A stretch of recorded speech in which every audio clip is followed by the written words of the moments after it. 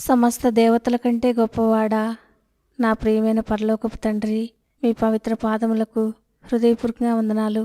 నాకిచ్చిన మహా గొప్ప రక్షణ, పాపక్షమాపణ, పరిశుద్ధాత్ముడు, నిత్య జీవము, వీటన్నింటికై వందనాలు చెల్లిస్తూ ఈ సమయాన్ని దీవించమని ప్రభువైన యేసుక్రీస్తు నామములో స్తుతించి ప్రార్థించి వేడుచున్నాము తండ్రి. ఆమెన్. జనవరి 9 ఎడారిలో సెలయేర్లు అనుదిన ధ్యానమాలిక. మన ఎడల ప్రత్యక్షము కాబోవు మహిమ ఎదుట ఇప్పటి కాలపు శ్రమలు ఎన్నతగినవి కావని ఎంచుచున్నాను. రోమీలకు రాసిన పత్రిక 8వ అధ్యాయం 18వ వచనం. ఒక సీతాకొక చిలుకకి చెందిన ఒక ప్యూపాను దాదాపు సంవత్సరం పాటు దాచిపెట్టాను. అది చూడటానికి చాలా విచిత్రంగా ఉంటుంది. అది కూజ ఆకారంలో ఉంది. దాని మెడ దగ్గర చిన్న రంధ్రం ఉంది. లోపల తయారవుతున్న కీటకం దానిలో గుండా చీల్చుకుని బయటికి ఎప్పుడో వెళ్ళిపోయింది. ఖాళీ ప్యూపాకి, కీటకం ఇంకా లోపల ఉన్న ప్యూపాకి ఆకారంలో ఏమీ తేడా లేదు. ఆ రంధ్రం చుట్టూతా ఉన్న సిల్కు దారాలు ఏమీ తెగిపోయినట్టు కానీ చెదిరినట్టు కానీ లేవు. కీటకం సైజుకి ఆ రంధ్రానికి ఉన్న తేడాన్ని బట్టి చూస్తే కీటకం అసలు బయటికి ఎలా వచ్చిందా అన్న ఆశ్చర్యం వేస్తుంది. లోపలి కీటకం పడే పాట్లు వర్ణించనలవి కాదు. జీవశాస్త్రజ్ఞులు కనుక్కున్నదేమిటంటే, అంత చిన్న రంధ్రంలో నుండి దూరి బయటికి వస్తున్నప్పుడు ఆ ఒత్తిడికి ఆ కీటకం శరీరంలోని జీవద్రవాలు దాని రెక్కల్లోని నాళాల్లోకి వెళ్తాయట. ఎందుకంటే ఆ జాతికి చెందిన కీటకాల్లో అప్పటిదాకా రెక్కలు సరిగ్గా తయారు కావట.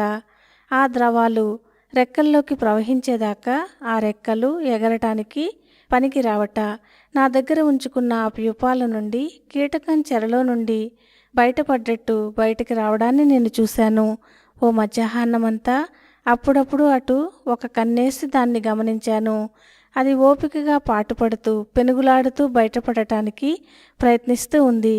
ఎంత కష్టపడినా అంగుళమైనా బయటికి వచ్చినట్టు అనిపించేది కాదు. చివరికి నాకు విసుగెత్తింది. బహుశా ఆ రంధ్రం చుట్టూ ఉన్న దారాలు పొడిగా ఉండడం చేత సాగడం లేదేమో. నేను ఆ ప్యూపాన్ని చెట్టు మీదే ఉంచినట్టయితే ఆ దారాలకి కాస్త చెమ్మ తగిలి రబ్బర్లాగా సాగేవేమో. నేనే దాన్ని ఇంట్లోకి తీసుకొచ్చి దాని సహజమైన సాగే గుణాన్ని చెడగొట్టానేమో అనుకుని ఆ రంధ్రాన్ని వదులు చేద్దామనుకున్నాను. దాని సృష్టికర్త కంటే ఎక్కువ జ్ఞానం, జాలి నాకే ఉన్నట్టు దానికి సహాయం చేద్దామనుకున్నాను. ఒక చిన్న కత్తెర తీసుకుని అది కాస్తంత తేలికగా బయటికి రావడానికి వీలుగా ఆ రంధ్రం అంచును కొద్దిగా కత్తిరించాను. చూస్తుండగానే హాయిగా తేలికగా ఆ కీటకం తన ఉబ్బిన శరీరాన్ని ఈడ్చుకుంటూ బయటికి వచ్చేసింది. దాని రెక్కలు మాత్రం కృశించిపోయి చిన్న చిన్న చింతాకులంత ఉన్నాయి. ఆ జాతి కీటకాల రెక్కలు వెడల్పుగా ఇంద్రధనసు రంగులలో మెరిసిపోతుంటాయి. ఆ రెక్కలు విచ్చుకుంటాయని, మిరుమిట్లు గొలిపే ఆ రంగులు అలరిస్తాయని నేను ఆ కీటకం వంక ఆతృతగా చాలాసేపు చూశాను. ఆ రంగులన్నీ ఉన్నాయి కానీ కంటికి కనిపించని చిన్న చిన్న బొట్లుగా ఉన్నాయి. నేను అనవసరంగా కల్పించుకుని ఆ రంగులన్నీ పూర్తిగా రూపుదిద్దుకొనకుండా చేశాను. కీటకాన్ని అలా బయటికి రప్పించడం గర్భస్రావం లాంటిది తప్ప మరేమీ కాదు.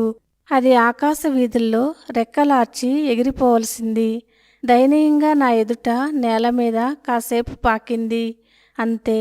బాధలో, చిరాకులో, దుఃఖంలో అయోమయంగా తిరుగులాడుతూ ఉండేవాళ్ళని చూస్తూ దీన్ని గురించి నేను చాలాసార్లు ఆలోచించాను. క్రమశిక్షణను కత్తెరతో కత్తిరించేసి పూర్తి బలం తెచ్చుకునే అవకాశాన్ని జారవిడుచుకుంటారు దూరదృష్టి లేని మనుషులు. కాసేపు ఉండి అంతరించిపోయే బాధను మనల్ని ప్రేమించే ముందుచూపు గల జ్ఞానవంతుడైన దేవుడు మన కోసం సిద్ధం చేస్తే మనం దాని నుండి మొహం చాటేసి అవిటివాళ్లుగా మిగిలిపోతాము. మన తండ్రి తన పిల్లల్ని ప్రేమిస్తాడు గనుకనే తన పరిశుద్ధతలో వాళ్ళు పాలు పంచుకోవాలని వాళ్ళని శిక్షకు గురిచేస్తాడు. ఆయన పథకం ప్రకారం మన అంతం మహిమకరమై ఉంటుంది. అందుకనే వాళ్ళు ఏడ్చి గోలపెట్టినా ఆయన చెలించడు. మనం శ్రమల మూలంగా మచ్చలేని వాళ్ళంగా అవుతాము. దేవుని పిల్లలు విధేయత అనే శిక్షణ పొంది శ్రమల ద్వారా మహిమలోకి ప్రవేశిస్తారు. దేవుడు ఈ మాటలను దీవించునుగాక. ఆమెన్.